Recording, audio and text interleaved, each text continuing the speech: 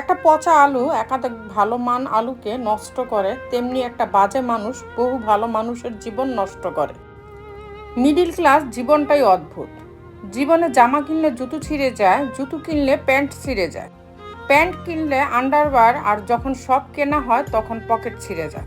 কাউকে সত্যি ভালোবাসলে প্রচুর বেহায়া হতে হয়, কথাটা তিতা হলেও সত্যি। মুখের ভাষা বলে দেয় মানুষটি কেমন, অহংকার বলে দেয় টাকা কত আছে, আপনি বলে দেয় ভবিষ্যৎ কেমন, স্পর্শ বলে দেয় স্বভাব কেমন, তর্ক বলে দেয় জ্ঞান কতটা, সংস্কার বলে দেয় পরিবার কেমন, পছন্দ বলে দেয় চিন্তা ভাবনা কেমন। একদা কিছু ছাত্র তাদের পুরনো শিক্ষকের বাড়িতে গেল। ছাত্ররা সবাই নিজ নিজ জীবনে প্রতিষ্ঠিত। তারা তাদের শিক্ষকের সঙ্গে জীবন নিয়ে আলোচনা করতে লাগলো যে কার জীবন কেমন চলছে। তাদের মধ্যে কেউ দামি গাড়ি কিনেছে, কেউ বা আবার ফ্ল্যাট কিনেছে, ইত্যাদি ইত্যাদি। এইভাবে কিছুক্ষণ গল্প করার পর শিক্ষক মহাশয় তাদের জন্য চা নিয়ে এলেন। কিন্তু তিনি নিয়ে এলেন 3 প্রকার কাপ। চীনামাটির কাপ, যা দেখতে খুবই সুন্দর, প্লাস্টিকের কাপ যেগুলো দেখতে মোটামুটি সুন্দর, এবং অন্যটি হলো কাগজের কাপ, যেগুলো দেখতে ততটাও ভালো নয়। এই কাপগুলি দেখার পর ছাত্ররা মজা করতে লাগলো। তারা বলতে লাগলো যে ওই চীনামাটির কাপগুলো কাদের প্রাপ্য। এই নিয়ে অনেক মজা চলতে লাগলো। কেউ বলল স্যারের সাথে দেখা করার পরিকল্পনা আমার ছিল, তাই চীনামাটির কাপটি আমারই প্রাপ্য। আবার কেউ বলল আমি পড়াশোনায় ভালো ছিলাম, তাই সেই কাপ আমারই প্রাপ্য। আবার কেউ বলল আমি সবাইকে গাড়ি চালিয়ে এখানে এনেছি, তাই চীনামাটির কাপ আমারই হবে, ইত্যাদি ইত্যাদি।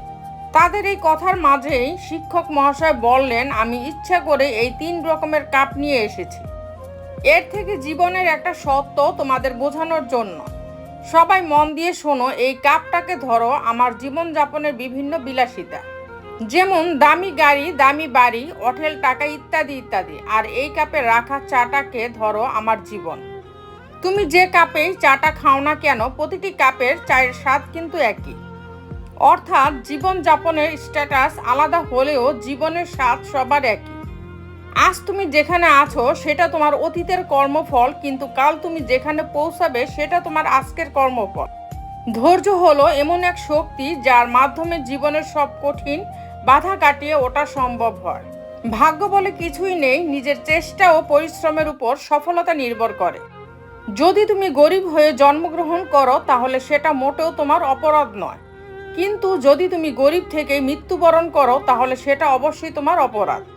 পৃথিবীতে সুখী বা ভালো থাকার বিষয়টা ক্ষণস্থায়ী, এটাকে আপনি চাইলেও ধরে রাখতে পারবেন না। তো বন্ধুরা, ভিডিওটি যদি ভালো লেগে থাকে তাহলে ভিডিওটিতে একটি লাইক করে দিবেন, চ্যানেলটিকে সাবস্ক্রাইব করে পাশে থাকবেন। আর হ্যাঁ, নিজের খেয়াল অবশ্যই রাখবেন, কারণ এই স্বার্থপর পৃথিবীতে আপনার খেয়াল কেউ রাখবে না। দেখা হচ্ছে পরের ভিডিওতে, ততক্ষণ সুস্থ থাকবেন। Take care.